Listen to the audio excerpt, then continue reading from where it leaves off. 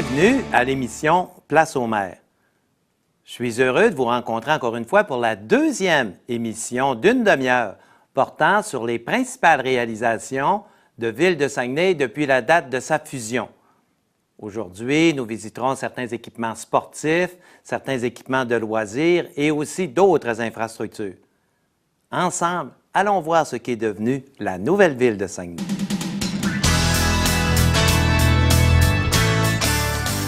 Saguenay est une ville jeune. Créée en 2002 à la suite de la fusion de 7 municipalités, elle est reconnue pour son vaste territoire qui s'étend sur une superficie de 1166 km².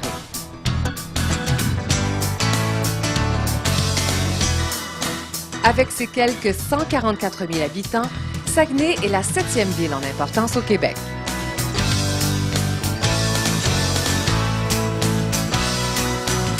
Saguenay, c'est aussi la municipalité où le compte de taxes est le plus bas parmi les grandes villes du Québec, de 100 000 habitants et plus. Depuis 2002, Saguenay est la région métropolitaine de recensement la plus sécuritaire au Canada parmi toutes les régions de moins de 500 000 habitants.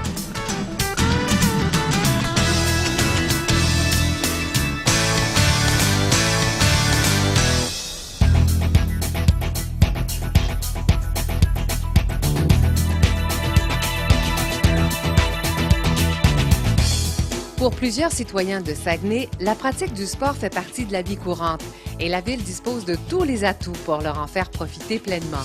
Au cours des dernières années, des améliorations ont été apportées à plusieurs installations par la municipalité afin de satisfaire les besoins des diverses clientèles.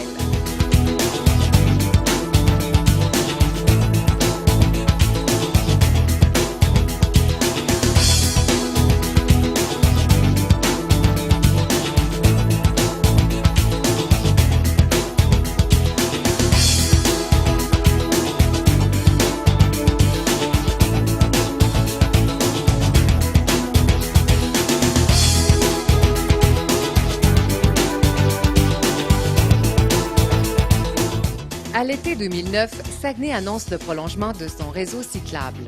D'importants investissements sont annoncés avec l'ajout de 22,6 km de nouvelles pistes dans l'arrondissement de Jonquière. Le réseau de Saguenay sera ainsi relié à celui de la véloroute des Bleuets. Le nouveau parcours comprend un circuit de 14 km de pistes cyclables asphaltées et un autre de 8,6 km de bandes cyclables en bordure des routes au lac Kenogami. Un projet de 7,3 millions de dollars.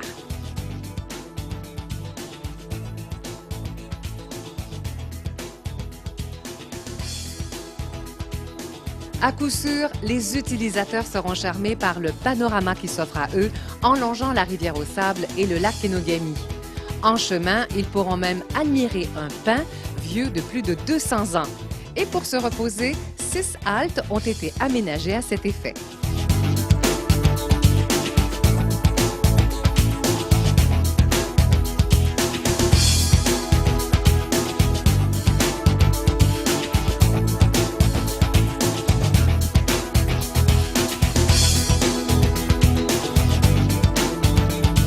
Le centre Georges Vézina, le plus important aréna de la ville, a eu droit à une rénovation majeure. Une partie du stationnement autour du bâtiment a été réaménagée et l'extérieur de l'amphithéâtre a été rafraîchi. L'intérieur n'a pas été laissé pour compte, car plusieurs changements ont aussi été apportés. Le hall d'entrée est beaucoup plus grand, l'éclairage a été amélioré, des loges corporatives ont été ajoutées et un nouveau tableau indicateur trône au centre de l'amphithéâtre. Et ce n'est pas tout. La patinoire a été redimensionnée pour être de grandeur olympique. De plus, les amateurs sont servis à souhait avec l'ajout d'un écran géant qui permet les reprises vidéo des matchs. Annuellement, le centre Georges Vézina est fréquenté par 350 000 visiteurs.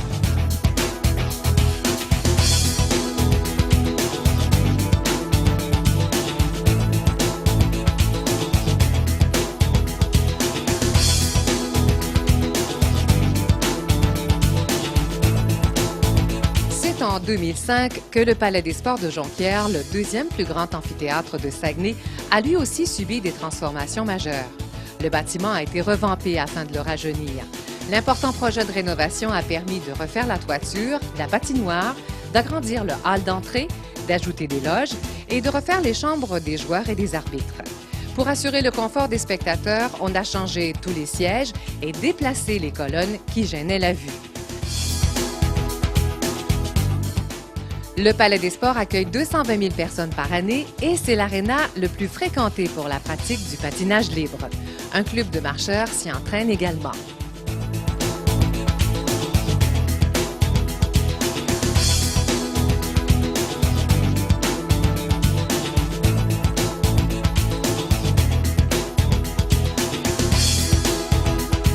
À la baie, la Ville concrétise un autre projet de rénovation majeur, celui du Centre Jean-Claude Tremblay et du Centre Multisport.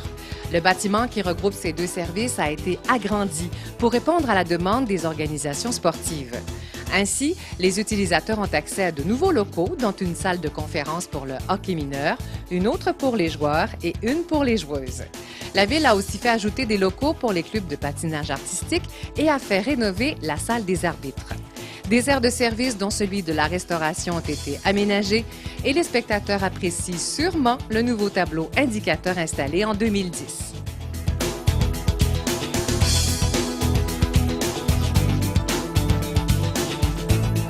En plus de rénover des infrastructures sportives déjà en place, la Ville entreprend l'aménagement de nouvelles installations.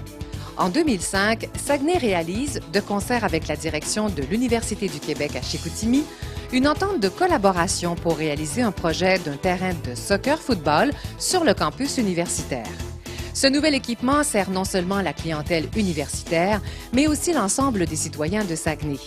Puis, en 2009, la Ville investit près de 6 millions de dollars dans la construction d'un nouvel aréna de plus de 12 millions sur le campus de l'UQAC. Une construction qui respecte le concept de développement durable. 80% de l'édifice est fait en bois et en aluminium.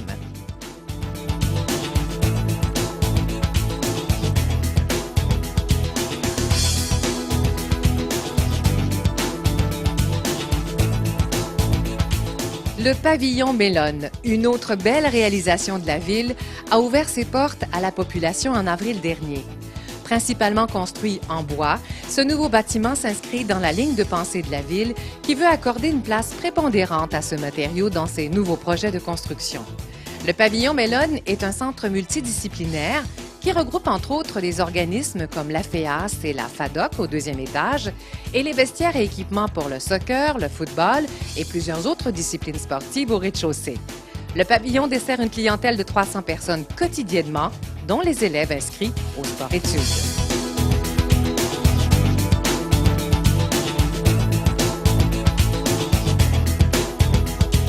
Le nouveau pavillon Mélone s'intègre parfaitement au concept de réaménagement du parc Saint-Jacques d'Arvida. Le parc, anciennement appelé le Parc Central, a subi plusieurs transformations afin de mieux desservir la clientèle sportive. La Ville a relocalisé les aires de jeu et de patinage. Elle a également aménagé une piste d'athlétisme, la seule à Saguenay, de même que les aires de saut et de lancer qui répondent aux normes en vigueur. La Ville a également procédé à un aménagement majeur au Parc Saint-Jacques en ajoutant un terrain de soccer-football synthétique, de quoi plaire grandement aux adeptes de ces disciplines.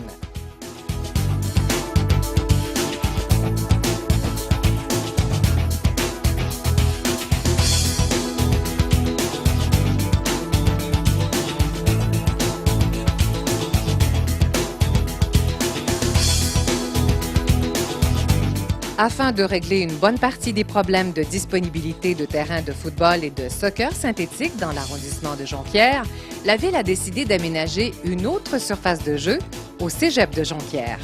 C'est sur ce terrain qui répond aux standards nationaux que l'équipe de football de l'établissement scolaire, les Gaillards de Jonquière, s'entraîne et dispute leurs matchs locaux. Le terrain a été livré la même année que celui du Parc Saint-Jacques. Saguenay peut donc être fier de permettre à la population de pouvoir compter sur une autre offre de services sportifs exceptionnelle.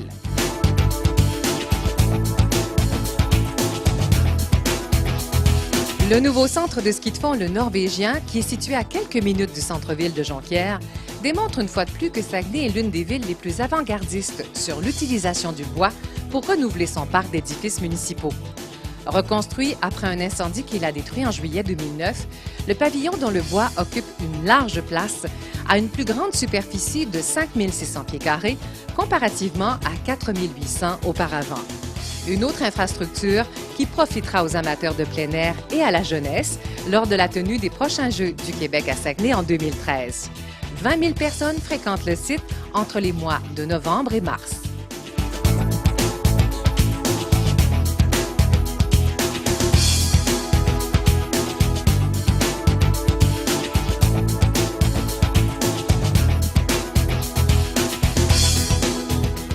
Un autre équipement dans l'arrondissement de la Baie ayant fait l'objet d'un projet de modernisation est la piscine Saint-Alexis.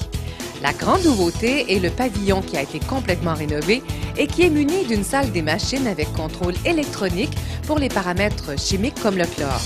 Autre changement majeur et qui comble à coup sûr tous ceux qui y viennent, soit pour s'entraîner, soit pour se divertir, c'est que la piscine est maintenant chauffée. La piscine Saint-Alexis permet aujourd'hui d'accueillir un plus grand nombre de baigneurs, 160.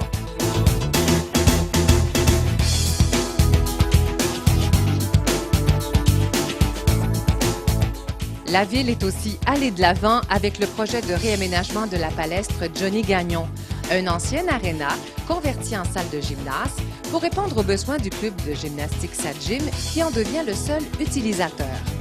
À l'extérieur, on a procédé à la rénovation de la toiture, tandis que l'intérieur a été complètement réaménagé pour la mise en place du plateau d'entraînement.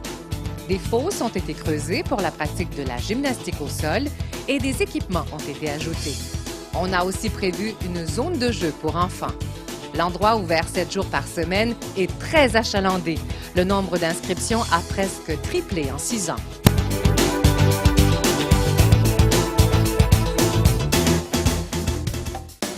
La désignation de Saguenay, capitale culturelle du Canada en 2010, démontre bien tout le dynamisme de la ville dans les arts et la culture. Au-delà des retombées financières, c'est surtout un sentiment de fierté au sein de la communauté saguenayenne qui s'est manifesté envers la vigueur et la richesse de notre vie culturelle.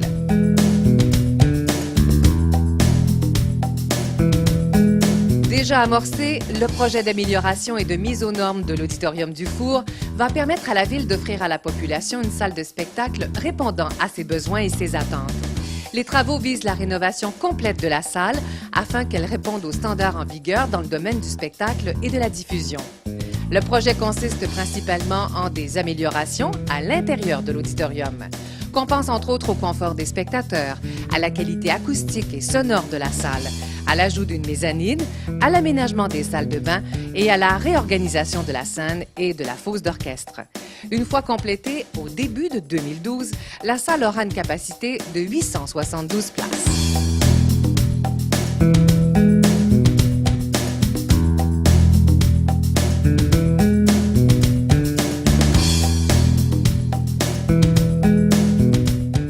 À la Baie, un autre lieu de diffusion, le théâtre du Palais municipal, a subi une véritable métamorphose. La transformation s'est opérée autant à l'extérieur qu'à l'intérieur. Un nouveau hall d'entrée attend les spectateurs à leur arrivée et la salle de spectacle a été complètement remise à neuf pour assurer le plus grand confort du public. Parmi les changements apportés au théâtre par la Ville, mentionnons que la totalité des sièges ont été changés, la pente du parterre a été modifiée et les accès à la scène ont été améliorés. On a bonifié aussi tous les systèmes d'entreposage et on a aménagé des bureaux administratifs au 2e étage.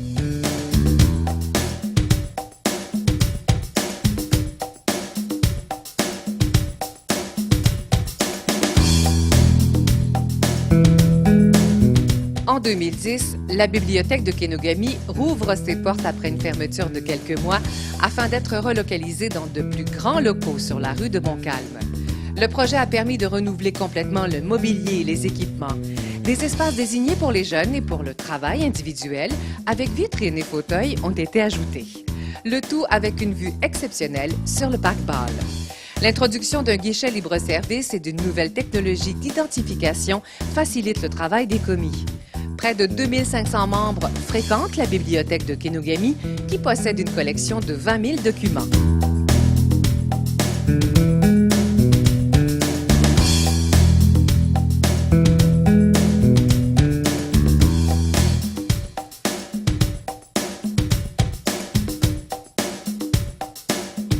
Dans le secteur de la Terrière, la Ville, pleinement consciente de l'importance de la bibliothèque dans la communauté, concrétise ce projet d'implanter ce nouvel équipement culturel. Aujourd'hui, la nouvelle bibliothèque occupe une superficie de 417 mètres carrés, soit 3 fois plus que l'ancienne. L'investissement de la ville était judicieux et pertinent, car le nombre de nouveaux abonnés a augmenté de façon spectaculaire en quelques années. Une clientèle scolaire régulière s'y installe et des garderies fréquentent aussi les nouveaux locaux.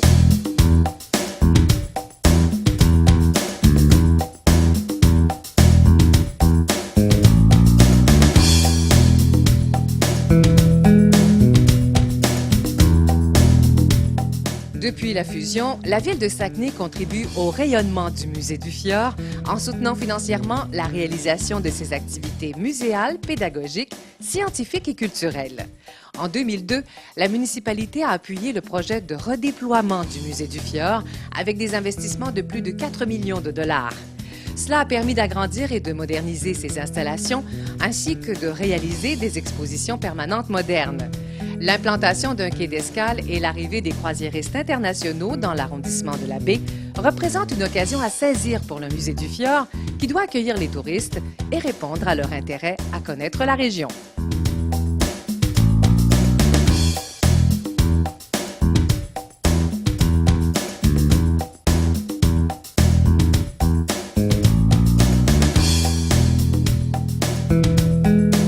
De grands changements sont survenus depuis 2002 à la pulperie de Chicoutimi. Le musée a subi des rénovations majeures de 10 millions de dollars et il est ouvert au public non plus seulement en période estivale, mais durant toute l'année. Le bâtiment 1912 et le jardin des vestiges ont été rénovés afin de pouvoir y présenter du théâtre d'été, du cinéma et des activités dont plusieurs sont gratuites grâce à la contribution de la ville. Les visiteurs peuvent aussi se rafraîchir avec des jeux d'eau, voir de près la locomotive du Roberval-Saguenay et profiter du circuit d'interprétation et d'audio-guide qui permet une meilleure compréhension de l'histoire du musée.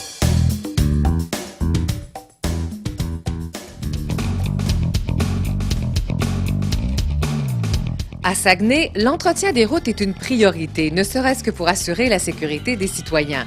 En ce sens, depuis la fusion, Saguenay investit en moyenne plus de 6 millions de dollars par année pour assurer la pérennité du réseau routier. Voici quelques exemples.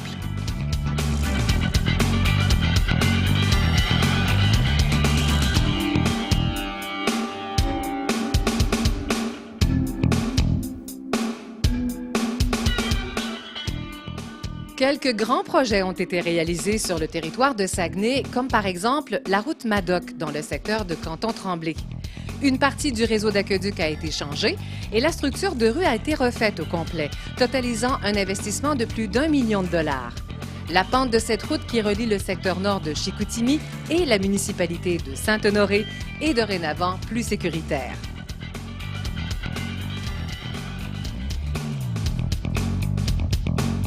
Dans le secteur de Jonquière, l'entrée de l'autoroute Saint-Hubert a fait l'objet d'importants travaux également.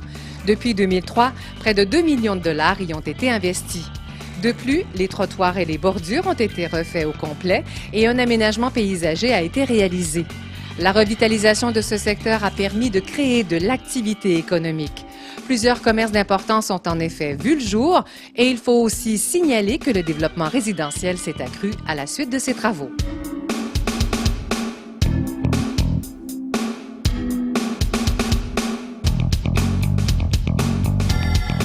Effectivement, le secteur de la rue des Mouettes, compris entre les rues Saint-Hubert et Saint-Dominique, a vu plusieurs nouvelles rues être ouvertes. Ainsi, 4 rues du côté nord et 2 autres à venir s'ajoutent à celles déjà existantes. Ce sont les promoteurs qui sont responsables des coûts attachés au développement de ces rues. Pour sa part, la Ville investit un montant avoisinant les 800 000 $ pour desservir le secteur au niveau des aqueducs et égouts.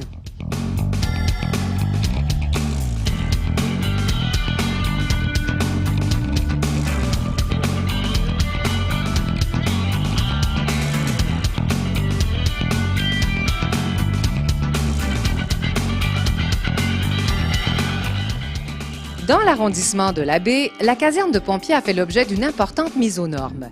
L'édifice a été agrandi et une porte de format plus grande a dû être installée de façon à pouvoir accueillir le nouveau camion de pompiers acquis par la Ville. Ce camion d'une valeur d'1 million de dollars devenait obligatoire pour répondre aux nouvelles exigences en matière de protection des incendies.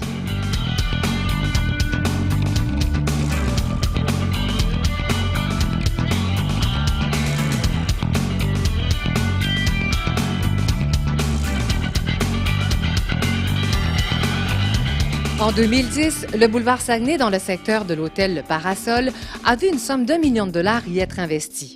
Les égouts sanitaires et pluviaux, la structure de rue, les trottoirs, tout y a passé. Ces investissements, en plus d'améliorer la qualité de la chaussée, ont aussi rehaussé la sécurité routière dans le quartier Rivière-du-Moulin. Pour 2011, toujours dans ce secteur, le pont et la côte, sur 350 mètres, seront revêtus d'une nouvelle couche de bitume.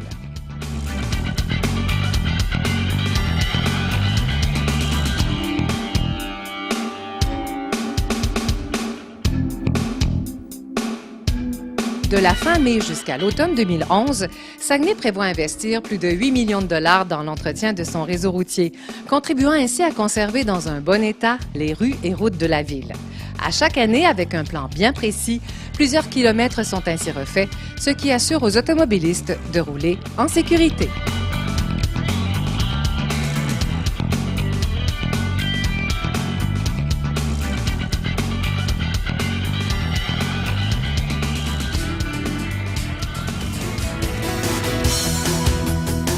S'il y a un projet dont la ville de Saguenay peut s'enorgueillir et dont le maire Jean Tremblay en retire une grande fierté, c'est bien celui de la mise en opération des centrales Chutes-Garneau et Pont-Arnaud. Acquis d'Hydro-Québec pour la modique somme d'$1, après d'intenses négociations avec le gouvernement du Québec, qui ont duré près de 5 ans, les centrales sont maintenant en mesure de produire 13 mégawatts par année.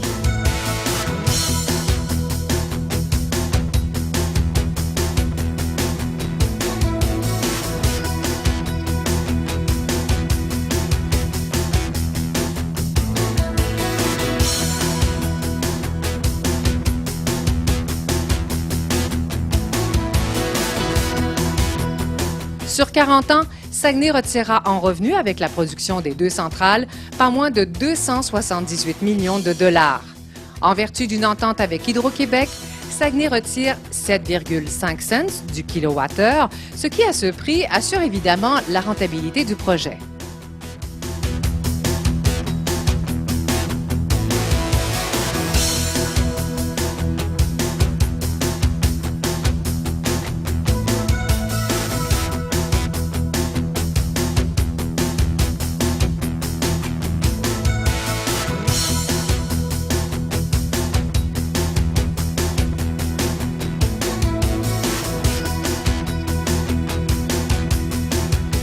Le financement du projet, qui totalise un montant de 41 millions de dollars, a obtenu, grâce à une entente avec les paliers de gouvernement fédéral et provincial, un taux d'intérêt de 3,9 % sur 20 ans, ce qui représente une économie de 5 millions en intérêt par rapport au projet de financement initial.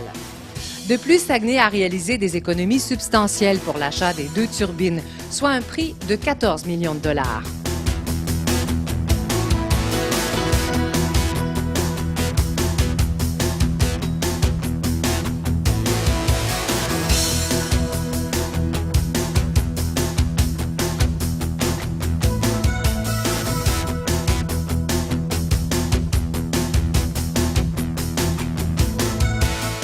Saguenay a également reçu une subvention de 6,9 millions de dollars, somme qui n'était pas prévue dans le projet de départ, grâce à la collaboration de l'ex-député fédéral Jean-Pierre Blackburn du gouvernement conservateur.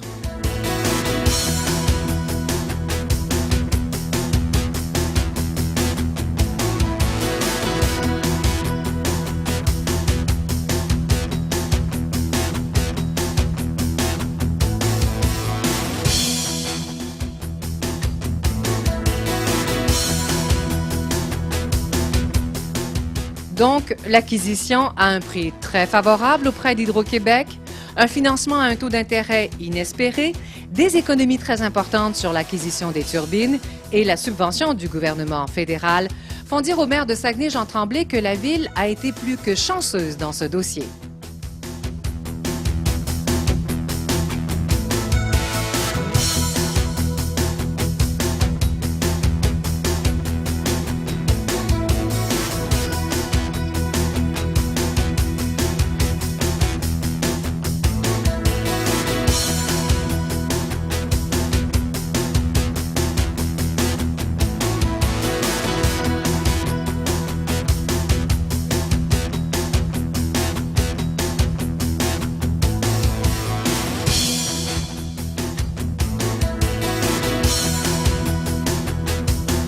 Le barrage de Chute-Garneau se trouve au fil de la rivière Chicoutimi.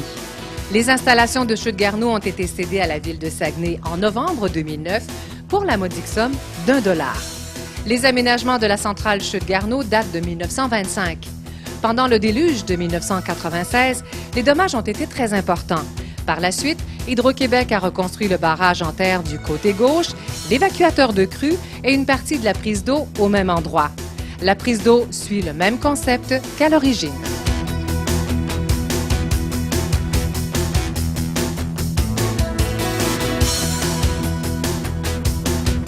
En 1912, la centrale de Pont-Arnaud fut la première installation électrique sur la rivière Chicoutimi.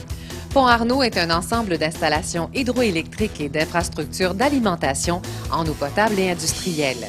Les installations sont situées à 5 km de l'embouchure de la rivière. En tout, Pont-Arnaud comprend une centrale, un évacuateur de crue, 2 prises d'eau, 2 ponts et une usine de filtration. Ces installations furent durement touchées lors du déluge du Saguenay en 1996. Les installations ont appartenu à Hydro-Québec, qui les a cédées à la ville de Saguenay en novembre 2009 pour la somme d'$1. La ville a remis en production les centrales de Pont-Arnaud et de Chute-Garneau au printemps 2011 afin de revendre l'électricité produite à Hydro-Québec. Rappelons que les 2 centrales sont en mesure de produire 13 MW d'électricité.